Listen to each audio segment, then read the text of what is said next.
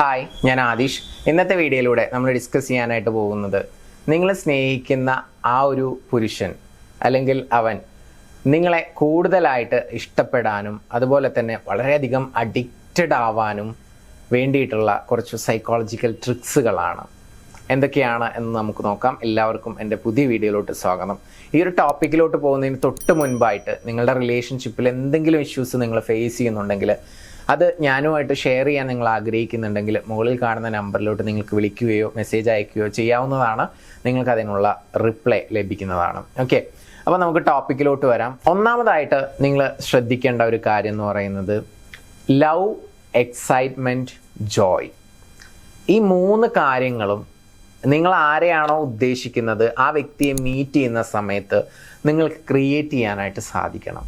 അതെങ്ങനെയാണ് സാധിക്കുക? ഞാൻ കുറച്ച് കാര്യങ്ങൾ പറഞ്ഞുതരാം. ഒന്നാമത്തെ കാര്യം, ഓപ്പോസിറ്റ് നിൽക്കുന്ന വ്യക്തിയെ നല്ല രീതിയിൽ റെസ്പെക്റ്റ് ചെയ്യുക, നല്ല രീതിയിൽ സംസാരിക്കുക എന്നുള്ളത് തന്നെയാണ്. അതുപോലെ തന്നെ വളരെ സീരിയസ് ആവാതെ കുറച്ചൊക്കെ ഫണ്ണായിട്ട് നിങ്ങൾ ഇടപഴകുകയും സംസാരിക്കുകയും കുറച്ചൊക്കെ ഹ്യൂമർ സെൻസ് ഉപയോഗിക്കുന്നതും ഒക്കെ വളരെയധികം നല്ലതാണെന്നാണ് പറയുന്നത്. കാരണം ഈ ഓപ്പോസിറ്റ് നിൽക്കുന്ന വ്യക്തിക്ക് 2-3 കാര്യങ്ങൾ കിട്ടണം. ഒന്ന്, ആ ലവ് ഫീൽ ചെയ്യണം. 2, ഒരു എക്സൈറ്റ്മെൻറ്റ് നിങ്ങളോട് തോന്നണം. അതുപോലെ തന്നെ അവർക്ക് നിങ്ങളുമായിട്ട് ഇടപഴകിയിട്ട് പോകുന്ന സമയത്ത് ഒരു സന്തോഷമായിരിക്കണം ഫീൽ ചെയ്യേണ്ടത്. അല്ലാതെ ഒരു ബാഡ് എനർജി അല്ലെങ്കിൽ ഒരു നെഗറ്റീവ് എനർജി അല്ല ഫീൽ ചെയ്യേണ്ടത്. ഇപ്പം ഞാൻ പറഞ്ഞ പോലെ കുറച്ച് ഫണ്ണാവുക, അവരെ നന്നായിട്ട് റെസ്പെക്റ്റ് ചെയ്തിട്ട് സംസാരിക്കുക. പിന്നെ അവരോട് സംസാരിക്കുന്ന സമയത്ത് അല്ലെങ്കിൽ എന്തെങ്കിലും ചോദിക്കുന്ന സമയത്ത് എപ്പോഴും തോട്ട്ഫുൾ ആയിട്ടുള്ള എന്തെങ്കിലും ക്വസ്റ്റ്യൻസ് ഒക്കെ ചോദിക്കുക. അവരെക്കുറിച്ച് കൂടുതൽ പറയിപ്പിക്കാൻ വേണ്ടിയിട്ടുള്ള ക്വസ്റ്റ്യൻസ് ചോദിക്കുക. എല്ലാവർക്കും അവനവനെക്കുറിച്ച് പറയാൻ ഭയങ്കര ഇഷ്ടമായിരിക്കും. അപ്പോൾ അവരെക്കുറിച്ച് കൂടുതൽ ഡീറ്റെയിൽഡ് ആയിട്ട് ചോദിക്കുക. ഐ മീൻ വയസ്സ് അല്ലെങ്കിൽ കല്യാണം കഴിഞ്ഞു അങ്ങനെ അവരെ ഇറിറ്റേറ്റ് ചെയ്യുന്ന തരത്തിലുള്ള ക്വസ്റ്റ്യൻസ് ആയിരിക്കരുത് ചോദിക്കേണ്ടത്. വളരെ എഫക്റ്റീവായിട്ടുള്ള നല്ല നല്ല തോട്ട്ഫുൾ ആയിട്ടുള്ള ക്വസ്റ്റ്യൻസ് ചോദിക്കാം. അവരുടെ ഡ്രീമിനെ കുറിച്ചൊക്കെ ചോദിക്കാം. പിന്നെ അതുപോലെ തന്നെ വളരെ പോസിറ്റീവായിട്ടുള്ള ഒരു ബിഹേവിയർ ആയിരിക്കണം നമുക്ക് ഉണ്ടായിരിക്കേണ്ടത്. അവരെന്തെങ്കിലും പറയുന്ന സമയത്ത് അത് ഭയങ്കര ക്യൂരിയോസിറ്റിയോട് കൂടിയിട്ട് നമ്മൾ കേൾക്കുക. അവരോടൊരു വിരോധമോ ഹെയ്റ്റോ ഒന്നും ഇല്ലാത്തൊരു മുഖഭാവം അല്ലെങ്കിൽ ഒരു പെരുമാറ്റ രീതി ഒക്കെയാണ് നമ്മുടെ ഭാഗത്തുനിന്ന് ഉണ്ടാവേണ്ടത്. അപ്പോൾ ആ ഒരു പോസിറ്റീവ് ബിഹേവിയറും കൂടി വരുന്ന സമയത്ത് ടോട്ടലി അവർക്ക് കിട്ടുക ഒരു പോസിറ്റീവ് ഇമോഷനാണ് നിങ്ങളുമായിട്ട് ഇടപഴകുന്ന സമയത്ത്. അപ്പോൾ അവർക്ക് നിങ്ങളോടൊരു ഇഷ്ടം, ഒരു എക്സൈറ്റ്മെൻറ്റ്, ജോയ് ഇതെല്ലാം ഫീൽ ചെയ്യും എന്നുള്ളതാണ്. സോ അത് തന്നെയാണ് ഒരു വ്യക്തിയെ അഡിക്റ്റഡ് ആക്കാനുള്ള ഒന്നാമത്തെ മാർഗം എന്ന് പറയുന്നത്. ഇനി രണ്ടാമതായിട്ട് പറയുന്നത് ക്യൂരിയോസിറ്റി ഗ്യാപ്പ് തിയറി എന്നുള്ളതാണ്. അതെന്ന് പറഞ്ഞു കഴിഞ്ഞാൽ ഒരാൾക്ക് ഒരാളോടൊരു അട്രാക്ഷൻ തോന്നണം എന്നുണ്ടെങ്കിൽ ചില സമയത്തെങ്കിലും ഒരു ഗ്യാപ്പ് ഇടണം. ഗ്യാപ്പിൽ എപ്പോഴും നമ്മളിങ്ങനെ ഒന്നിച്ച് ആണെന്നുണ്ടെങ്കിൽ ആ അട്രാക്ഷൻ പതിയെ ഇങ്ങനെ കുറഞ്ഞു വരും. അത് നിങ്ങളുടെ രണ്ടുപേരുടെയും പ്രശ്നമല്ല, അത് സ്വാഭാവികമാണ്. അപ്പോൾ പ്രണയിക്കുന്നവരാണെങ്കിലും കല്യാണം കഴിഞ്ഞ ആളുകളാണെങ്കിലും ലിവിങ്ങിലാണെങ്കിലും ഒക്കെ നിങ്ങൾ എപ്പോഴും ഒന്നിച്ചിരിക്കാതിരിക്കുക. ഇപ്പോൾ വിവാഹം കഴിഞ്ഞ ആളുകളാണെങ്കിൽ ഇടയ്ക്കൊക്കെ ഒന്ന് നിങ്ങളുടെ സ്വന്തം വീട്ടിലോട്ടൊക്കെ ഒന്ന് വിരുന്ന് പോവുക. ഇനി അതല്ല 2 സ്ഥലങ്ങളിൽ ജോലി ചെയ്യുന്ന ആളുകളാണെങ്കിൽ നന്നായി. അത് കരുതി തീരെ കാണാതിരിക്കരുത്, ഇടയ്ക്കിടയ്ക്ക് മീറ്റ് ചെയ്യണം. അപ്പോൾ ആ ഒരു ക്യൂരിയോസിറ്റി ഉണ്ടാകും എപ്പോഴും ആ ഒരു റിലേഷൻഷിപ്പിൽ. അല്ലാതെ നമ്മൾ എന്നും ഒന്നിച്ചാണെങ്കിൽ ആ ക്യൂരിയോസിറ്റി പതിയെ നഷ്ടപ്പെടുവാനും റിലേഷൻഷിപ്പിൽ ഒരുപാട് ഇഷ്യൂസ് ഉണ്ടാവാനും ചാൻസ് ഉണ്ട് എന്നുള്ളതാണ്. അപ്പോൾ ജോലിയുടെ ഭാഗമായിട്ട് വിട്ടു നിൽക്കാം, അതല്ലെങ്കിൽ വിരുന്ന് പോവാം സ്വന്തം വീട്ടിലോട്ട്, അങ്ങനെ ചെയ്യാം. ഇനി അതല്ലാന്നുണ്ടെങ്കിൽ എന്തെങ്കിലും പഠിക്കുന്ന സമയത്ത് അങ്ങനെയൊക്കെ നമുക്ക് കുറച്ച് എന്തെങ്കിലും പഠിക്കാൻ പോവുക അല്ലെങ്കിൽ ജോലിക്ക് പോവുക, അങ്ങനെയൊക്കെ ആകുമ്പോൾ ആ ഒരു ഡേയിൽ തന്നെ കുറച്ച് ടൈം നിങ്ങൾ വിട്ടു നിൽക്കുകയാണ് അല്ലേ. അപ്പോൾ എപ്പോഴും ആ ഒരു ക്യൂരിയോസിറ്റി ഗ്യാപ്പ് തിയറി വർക്കാവും എന്നുള്ളതാണ്.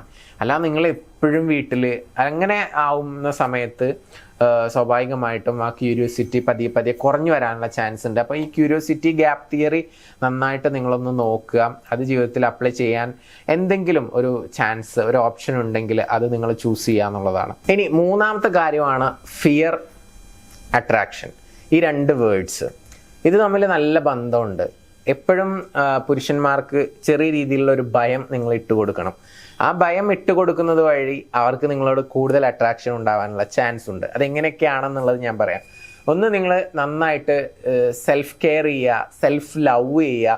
എന്നൊക്കെ പറഞ്ഞു കഴിഞ്ഞാൽ എന്താണെന്നുള്ളത് ഞാൻ ഡീറ്റെയിൽഡ് ആയിട്ട് പറയാം. നിങ്ങളുടെ ബ്യൂട്ടി നന്നായിട്ട് എപ്പോഴും കെയർ ചെയ്യുക. അതുപോലെ തന്നെ നിങ്ങളുടെ ബോഡി ഫിസിക്ക് നന്നായിട്ട് മെയിൻറ്റെയിൻ ചെയ്യുക, എക്സസൈസ് ചെയ്യുക. അങ്ങനെയൊക്കെ ചെയ്യുക, നല്ല രീതിയിൽ ഡ്രസ്സ് ചെയ്യുക. അപ്പോൾ ആ അട്രാക്ഷൻ എന്നും നിലനിൽക്കും എന്നുള്ളതാണ്. മാത്രമല്ല വിട്ടു നിൽക്കുന്ന സമയത്ത് അവർക്കൊരു ചെറിയ രീതിയിലുള്ള ഭയം ഉണ്ടാവും. കാരണം ഭാര്യ സുന്ദരിയാണ് അല്ലെങ്കിൽ കാമുകി സുന്ദരിയാവുമ്പോൾ വേറെ ആളുകൾ അപ്രോച്ച് ചെയ്യുമോ അല്ലെങ്കിൽ വേറെ ആളുകൾക്ക് ഇഷ്ടം തോന്നുമോ, അങ്ങനെയുള്ള ഒരു ഫിയർ ഒക്കെ ഉണ്ടാക്കുന്നത് കൂടുതൽ അട്രാക്ഷൻ ഉണ്ടാക്കാൻ വളരെയധികം ഹെൽപ്പ് ചെയ്യും എന്നുള്ളതാണ്. അപ്പോൾ ബ്യൂട്ടി, ഫിറ്റ്നസ് ഇത് രണ്ടും നന്നായിട്ട് കെയർ ചെയ്യുക എന്നുള്ളത് വളരെ ഇമ്പോർട്ടൻ്റ് ആയിട്ടുള്ള ഒരു ഘടകമാണ്. അഡിക്റ്റഡ് ആക്കാൻ ഇത് വളരെയധികം ഹെൽപ്ഫുള്ളാണ്. പിന്നെ അതുപോലെ തന്നെ എപ്പോഴും അവൈലബിൾ ആവാതിരിക്കുക. നിങ്ങൾക്ക് നിങ്ങളുടേതായിട്ടുള്ള കാര്യങ്ങൾ ഉണ്ടാവുമല്ലോ, അപ്പോൾ ആ കാര്യങ്ങൾക്ക് വേണ്ടിയിട്ട് നിങ്ങൾ ടൈം സ്പെൻഡ് ചെയ്യുക. എന്തെങ്കിലും ഹോബീസ് ആയിക്കോട്ടെ, അതിന് വേണ്ടിയിട്ട് ടൈം സ്പെൻഡ് ചെയ്യുക. ആ സമയത്ത് നിങ്ങൾ ഇവർക്ക് വേണ്ടി അവൈലബിൾ ആവാതിരിക്കുക. അതുപോലെ തന്നെ നിങ്ങൾ ജോലി ചെയ്യുന്ന സമയത്ത് ഇവർക്ക് വേണ്ടി അവൈലബിൾ ആവാതിരിക്കുക.